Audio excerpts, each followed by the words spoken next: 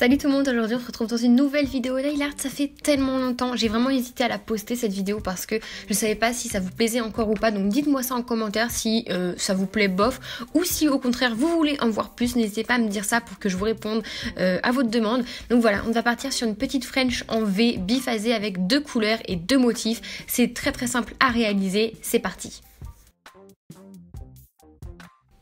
Donc pour commencer avec un vernis blanc, je vais faire une première partie de la French en V. C'est vraiment tout ce qu'il y a de plus simple, les French en V, surtout avec 2 couleurs comme ça, parce qu'on va camoufler les défauts qu'il peut y avoir par la suite. Donc là j'ai pris un vernis blanc, prenez un bien opaque, parce que s'il n'est pas très opaque, il faudra repasser plusieurs couches et c'est galère. Moi avec le mien j'ai mis 2 couches et ça a largement suffi.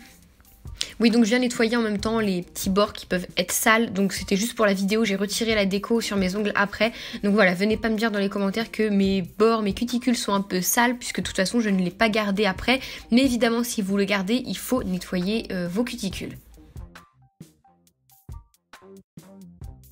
Une fois que c'est fait et à peu près sec, je vais venir faire la même chose, exactement pareil, de l'autre côté avec une autre couleur. Donc moi j'ai pris du rose flashy, après vous pouvez prendre la couleur de votre choix avec du bleu, du jaune, du orange, ça ferait exactement la même chose. C'est ça qui est bien, c'est que vous pouvez adapter selon vos tenues du jour ou autre chose. Donc voilà, je vais faire la même chose et j'ai choisi de passer le rose par-dessus le blanc parce que le blanc par-dessus le rose ne se serait vraiment pas beaucoup vu, il aurait fallu faire plus de couches. Donc faites bien attention à ça au moment de la réalisation de votre French, de mettre la couleur la plus sombre et la plus flash au-dessus de la couleur la plus claire. J'espère que vous comprenez bien. Une fois que c'est fait, on a notre base, on laisse bien sécher et on va pouvoir passer au motif. Donc je prends de la peinture acrylique noire, vous pouvez le faire avec du vernis, c'est juste un peu plus difficile mais c'est possible, avec un petit pinceau. Et là je vais venir faire mes zébrures sur le côté blanc. Donc je choisis le côté blanc mais comme j'aurais pu choisir le côté rose. Donc je vais faire des petites zébrures, il y avait mes mains devant, c'est vraiment pas facile à filmer mais c'est quelque chose de très simple. Il faut légèrement trembler parce que si c'est droit ce sera pas joli. Il faut faire des espèces de vagues qui s'entrecroisent, qui se touchent, qui se rejoignent, etc.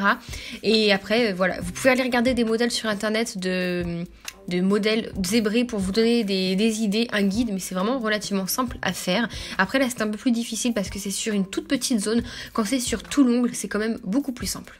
Évidemment, c'est pas grave si ce n'est pas parfait, je vous rappelle que c'est des ongles, on les voit quand ils sont en mouvement et pas statiques, donc c'est pas grave si c'est pas à la perfection. Ensuite, de l'autre côté, vous pouvez prendre un dotting tool, moi c'est un petit peu ce que j'ai pris, sauf que c'est à la forme d'un stylo. Et après, j'ai fait des espèces de ronds, pareil, un peu en vague, qui s'entrecroisent pour faire un motif légèrement léopard. Donc c'est vraiment pas facile parce qu'il y a très peu de zones, mais voilà, c'est quand même faisable et je trouvais que le résultat était plutôt pas mal.